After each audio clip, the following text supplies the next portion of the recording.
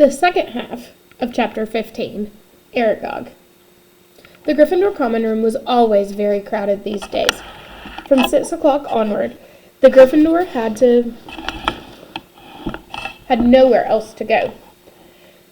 They also had plenty to talk about, with the result that the common room often didn't empty until well past midnight.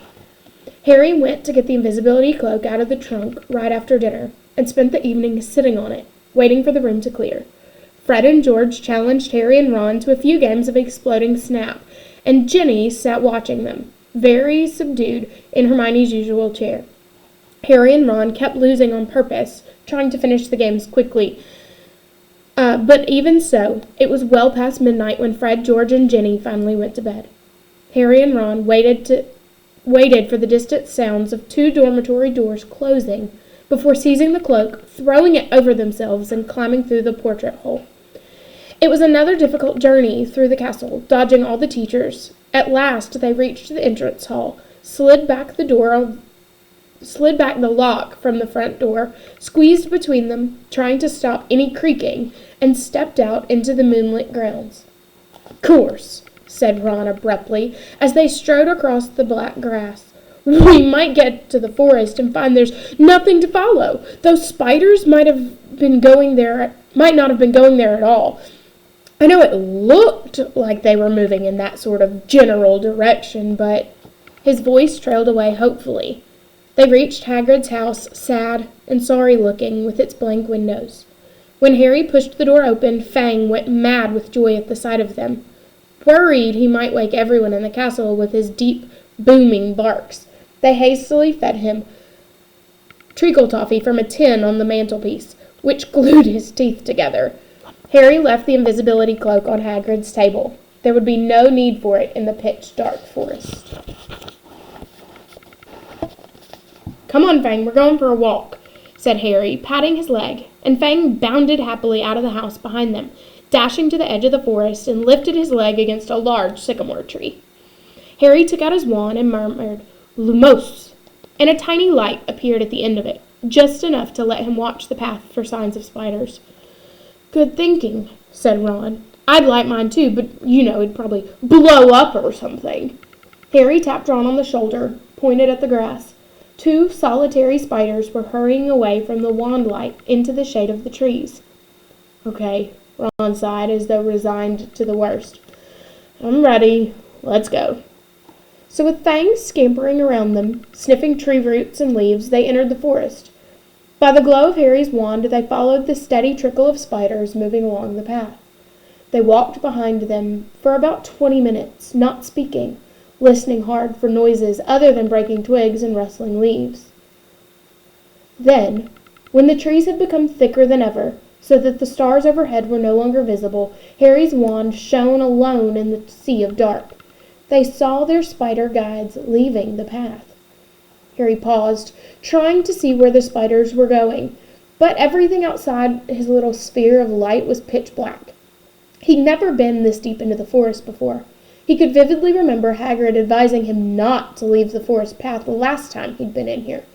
But Hagrid was miles away now, probably sitting in a cell in Azkaban, and he had also said to follow the spiders. Something wet touched Harry's hand, and he jumped backwards, crushing Ron's foot, but it was only Fang's nose.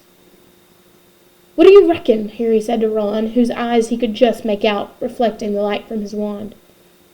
"We've come this far," said Ron. So they followed the darting shadows of the spiders into the trees. They couldn't move very quickly now. There were tree roots and stumps in their way, barely visible in the near blackness. Harry could feel Fang's hot breath on his hand. More than once he had to stop so that Harry could crouch down and find the spiders in the wand light. They walked for what seemed like at least half an hour, their robes snagged on low-slung branches and brambles. After a while, they noticed that the ground seemed to be sloping downward, though the trees were as thick as ever.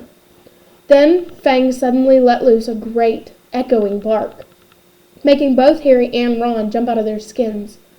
"What?" said Ron loudly, looking around into the pitch dark, and gripped Harry's elbow very hard. "There's something moving over there," Harry breathed. "Listen. Sounds like something big." They listened. Some distance to their right, the something big was snapping branches as it carved a path through the trees.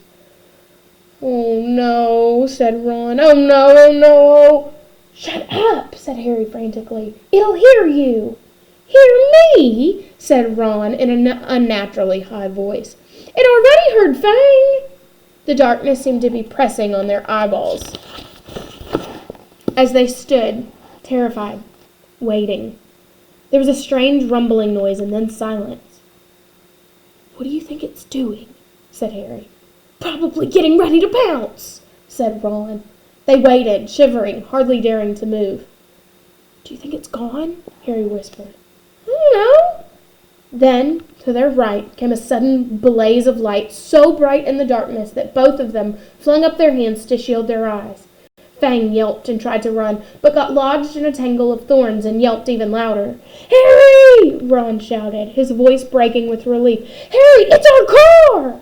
"What? Come on!" Harry blundered after Ron towards the light, stumbling and tripping, and a moment later they had emerged into a clearing. Mr. Weasley's car was standing, empty, in the middle of a circle of thick trees, under a roof of dense branches, its headlights ablaze. As Ron walked, open-mouthed, towards it, it moved slowly towards him, exactly like a large turquoise dog greeting its owner. "It's been here all the time," said Ron delightedly, walking around the car. "Look at it! The forest's turned it wild!" The sides of the car were scratched and smeared with mud. Apparently it had taken to trundling around the forest on its own. Fang didn't seem at all keen on it. He kept close to Harry, who could feel him quivering, his breathing slowing down again. Harry stuffed his wand back into his robes. "And we thought it was going to attack us," said Ron, leaning against the car and patting it. "I wondered where it had gone." Harry squinted around on the flood-lit ground for signs of more spiders, but they had all scuttled away from the glare of the headlights. "We've lost the trail," he said. "Come on, let's go and find them." Ron didn't speak.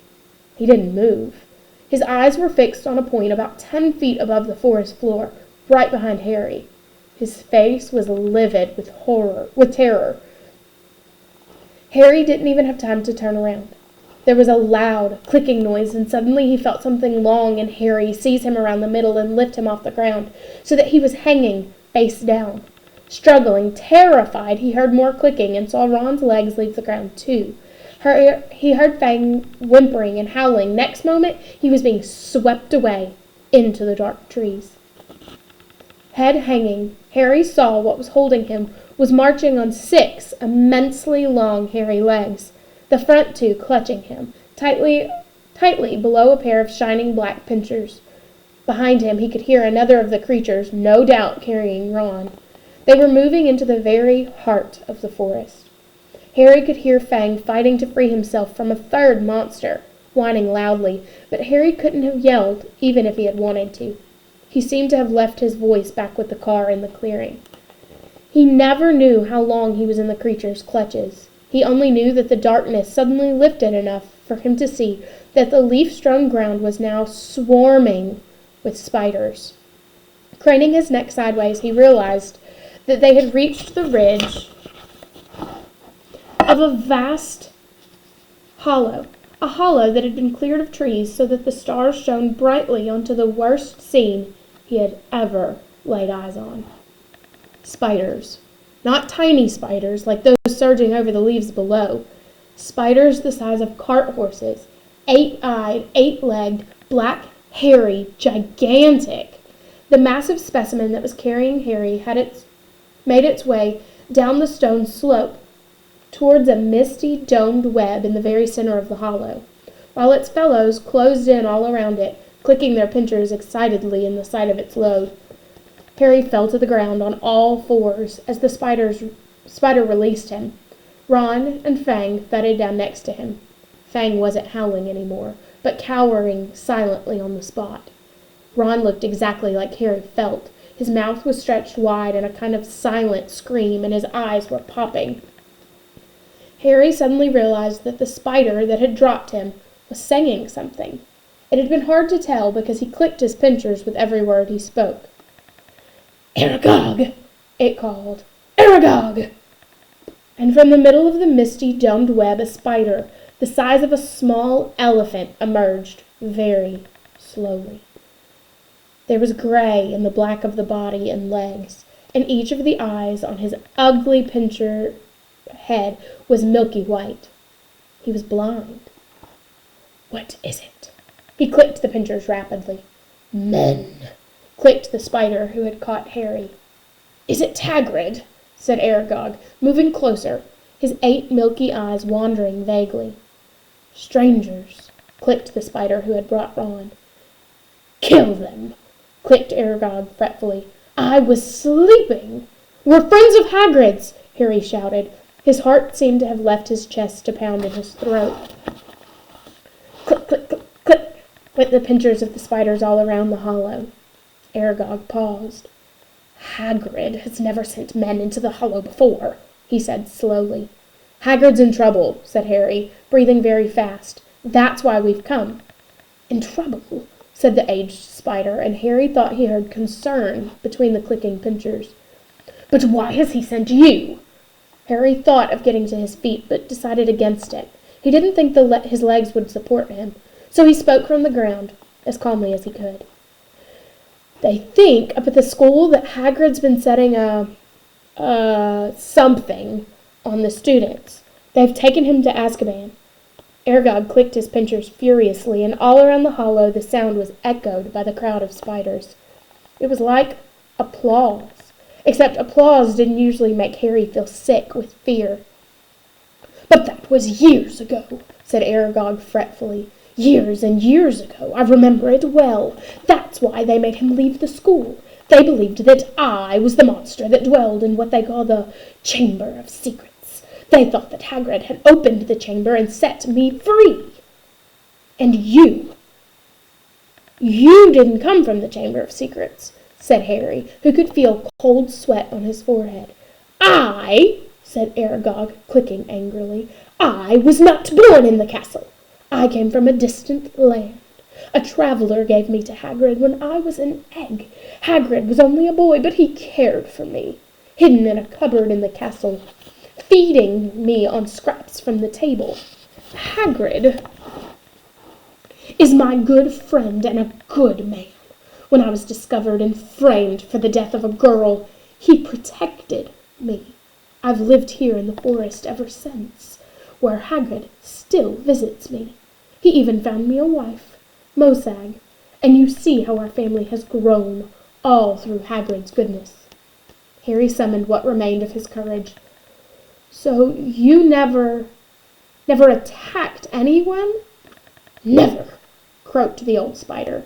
"It would have been my instinct, but out of respect for Hagrid I never harmed a human. The body of a girl who was killed was discovered in a bathroom. I never saw any part of the castle but the cupboard in which I grew up. Our kind like the dark and the quiet." "But then, do you know what did kill that girl?" said Harry. "Because whatever it is, it's back and attacking people again." His words were drowned by a loud outbreak of clicking and rustling of many long legs shifting angrily. Large black shapes shifted all around him. "The thing that lives in the castle," said Aragog, "is an ancient creature we spiders fear above all others. Well do I remember how I pleaded with Hagrid to let me go when I sensed the beast moving around the school." "What is it?" said Harry urgently. More loud clicking, more rustling. The spiders seemed to be closing in. "We do not speak of it," said Aragog fiercely. "We do not name it. I never even told Hagrid the name of that dread creature, though he asked me many times." Harry didn't want to press the subject, not with the spiders pressing closer on all sides. Aragog seemed to be tired of talking. He was backing slowly with into his domed web, but his fellow spiders continued to inch slowly towards Harry and Ron. "We'll just go then," said Harry, calling desperately. Harry called desperately to Aragog, hearing leaves rustling behind him. "Go?" said Aragog slowly. "I think not. But My sons and daughters do not harm Hagrid on my command, but I cannot deny them fresh meat when it wanders so willingly into our midst. Goodbye, friend of Hagrid." Harry spun around. Feet away, towering over him, was a solid wall of spiders, clicking, their many eyes gleaming in the ugly black heads. Even as he reached for his wand, Harry knew it was no good. There were too many of them. But he tried to stand, ready to die fighting. A loud, long note sounded, and a blaze of light flamed through the hollow. Mr. Weasley's car was thundering down the slope, headlights glaring, its horn screeching, knocking spiders aside. Several were thrown onto their backs, and their endless legs waving in the air. The car screeched to a halt in front of Harry and Ron, with the doors flew open. "Get Fang!" Harry yelled, diving into the front seat.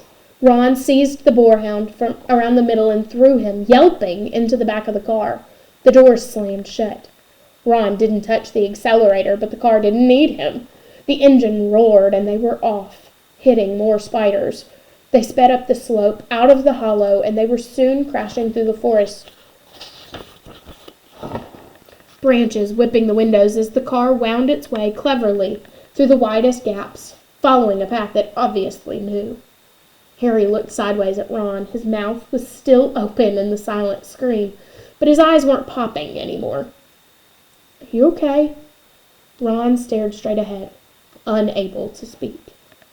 They smashed their way through the undergrowth, Fang howling loudly in the back seat, and Harry saw the side mirror snap off as they squeezed past a large oak. After 10 noisy, rocky minutes, the trees thinned, and Harry could again see patches of sky. The car stopped so suddenly that they were nearly thrown into the windshield. They had reached the edge of the forest. Fang flung himself at the window in his anxiety to get out, and when Harry opened the door, he shot off through the trees to Hagrid's house, tail between his legs. Harry got out too, and after a minute or so, Ron seemed to regain the feeling in his limbs and followed. Still stiff-necked and staring, Harry gave the car a grateful pat on it as it reversed back into the forest and disappeared from view. Harry went back into Hagrid's cabin to get the invisibility cloak. Fang was trembling under a blanket in his basket. When Harry got outside again, he found Ron being violently sick in the pumpkin patch. "Follow the spiders!" said Ron weakly, wiping his mouth on his sleeve. "I'll never forgive Hagrid. We're lucky to be alive." "I bet he thought Aragog wouldn't hurt friends of his," said Harry. "That's exactly Hagrid's problem," said Ron, thumping the wall of the cabin. "He always thinks monsters aren't as bad as they're made out. And look where it's got him, a cell in Azkaban." He was shivering uncontrollably now. "What was the point of sending us in there? What have we found out? I'd like to know." "That Hagrid never opened the Chamber of Secrets," said Harry, throwing the cloak over Ron and prodding him in the arm to make him walk. "He was innocent." Ron gave a loud snort. Evidently, hatching Aragog in a cupboard wasn't his idea of being innocent. As the castle loomed nearer, Harry twitched the cloak to make sure their feet were hidden, then pushed the creaking front doors ajar. They walked carefully back across the entrance hall and up the marble staircase, holding their breath as they passed corridors where watchful sentries were walking. At last, they reached the safety of the Gryffindor common room, where the fire was burning itself into glowing ash. They took off the cloak and climbed the winding stairs to their dormitory. Ron fell into bed without bothering to get undressed. Harry, however, didn't feel very sleepy. He sat on the edge of his four-poster, thinking hard about everything Aragog had said. The creature was lurking somewhere in the castle, he thought. Sounded like a sort of monster Voldemort. Even other monsters didn't want to name it, but he and Ron were no closer to finding out what it was or how it petrified its victims. Even Hagrid had never known what it was in the Chamber of Secrets. Harry swung his legs up onto his bed and leaned back against his pillows, watching the moon glinting at him through the tower window. He couldn't see what else they could do. They had hit dead ends everywhere. Riddle had caught the wrong person. The heir of Slytherin had got off, and no one could tell whether it was the same person or a different one who had opened the chamber this time. There was nobody else to ask. Harry lay down, still thinking about what Aragog had said. He was becoming drowsy when what seemed like the very last hope occurred to him, and he suddenly sat bolt upright. "Ron!" he hissed through the dark. "Ron!" Ron woke with a yelp like Fang's, stared wildly around and saw Harry. "Ron, that girl who died! Aragog said she was found in a bathroom," said Harry, ignoring Neville's snuffing snores from the corner. "What if she never left the bathroom? What if she's still there?" Ron rubbed his eyes, frowning through the moonlight, and then he understood too. "You don't think—not Moaning Myrtle?"